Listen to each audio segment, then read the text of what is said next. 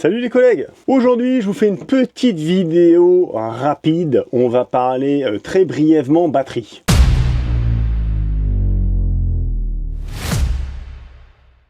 Actuellement, ma batterie porteur est en train de rendre l'âme doucement. Alors, c'est un petit peu de ma faute, puisque là, avec le froid, quand les véhicules roulent pas assez, malheureusement, les batteries, elles n'aiment pas et elles se prennent des petites claques.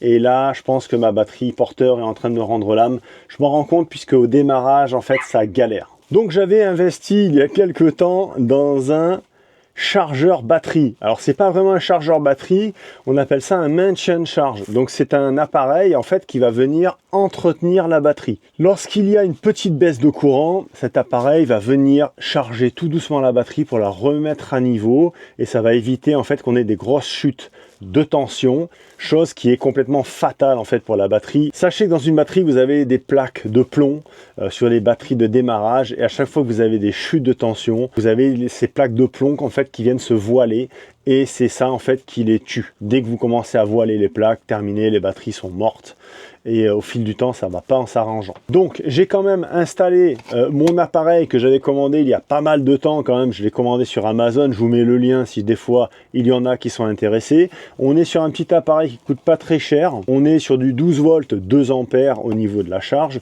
et cet appareil s'adapte en fait à toutes les batteries de démarrage. Il n'y a pas de paramétrage à faire. Vous mettez plus sur le plus, le moins sur le moins en direct batterie et ensuite une prise de 120. Et j'avoue que si j'avais fait ça dès le début, j'aurais pas eu ce problème avec ma batterie de démarrage. Donc c'est un peu couillon, je me suis réveillé un peu tardivement. Bon, je tente le coup, sinon tant pis, il faudra que je la change. À présent, on va parler de ma batterie cellule. Alors ma batterie cellule, ça fait à peu près 1 an qu'elle est en place. Il s'agit de la Power Queen 280 ampères. Je vous la montre tout de suite en image. Elle est ici, on est sur du 280 ampères-heure en Power Queen en lithium LiFePO 4. Alors chers amis, je vous avouerai que cette batterie me pose absolument aucun problème. D'un autre côté, elle a qu'1 an. Mais je n'ai jamais eu de souci avec cette batterie, son état de santé est très très bon. On tourne toujours entre 13 et 14 volts, voire un petit peu plus en termes de tension nominale.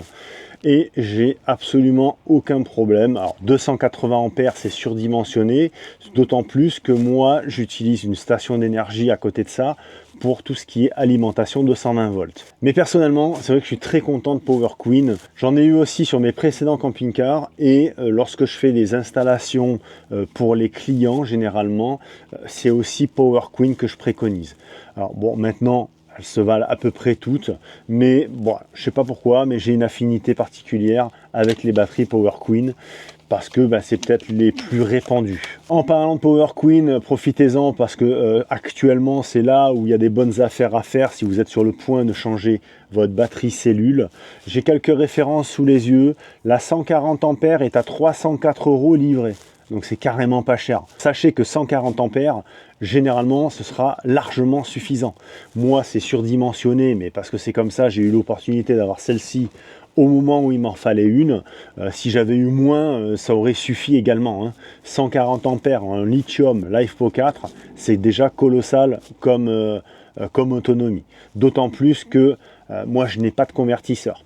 Si vous avez un convertisseur derrière qui va venir taper à des grosses puissances, là, vaut mieux partir sur des batteries plus puissantes avec des BMS un peu plus puissants aussi. La 200 ampères, 400 balles livrées au lieu de 459, ça fait 60 balles d'économie. Et la 280 ampères, la même que moi, on est à 470 € au lieu de 510. Ça fait 40 balles d'économie. Donc, si vous avez besoin, je vous mets un lien dans la description. Je crois que c'est jusque mi-décembre. Je sais plus. Bref, je vous laisse aller voir. Je vous mets tout en description de la vidéo. Et comme ça, vous pouvez vous faire une idée. Si vous avez besoin de changer, je pense que c'est le bon moment. Alors, vous voyez les prix quand même. Même sur les batteries LiFePO 4, ça a chuté considérablement. Je me souviens d'une époque où quand on voulait une batterie lithium, on était sur des batteries qui valaient 3000 balles. Au tout début du lithium, c'était 3000 € une batterie, quoi. Je crois que les pionniers, c'était Super B, toutes ces marques. Et après, voilà, ça s'est démocratisé. Maintenant, voilà, on a des batteries avec des capacités folles à moins de 500 euros. Donc moi, sur ma Power Queen, pour rappel, j'ai pas mis de chargeur lithium. J'ai gardé le chargeur d'origine du camping-car. C'est un choix, j'avais pas envie de m'emmerder. Mais voilà, généralement, le DC-DC, on peut s'en passer en fonction des années. On va dire que jusqu'à 2010, vous pouvez vous passer de mettre un DC-DC, même si effectivement, elle sera pas au top de la tension quand elle sera chargée. Mais bon, à côté de ça, on a quand même le solaire qui est là aussi pour venir compléter. Je pense que ça sert à rien de se prendre la tête des fois à faire des installations trop complexes. Bon les amis, je vous mets tout en description, hein. Power Queen, mon petit chargeur de batterie pour le moteur, si toutefois vous voulez pas perdre votre batterie moteur prématurément comme moi. Et puis on se retrouve très bientôt pour une prochaine vidéo. Je vous embrasse, portez-vous bien et la santé surtout. À bientôt. Ciao.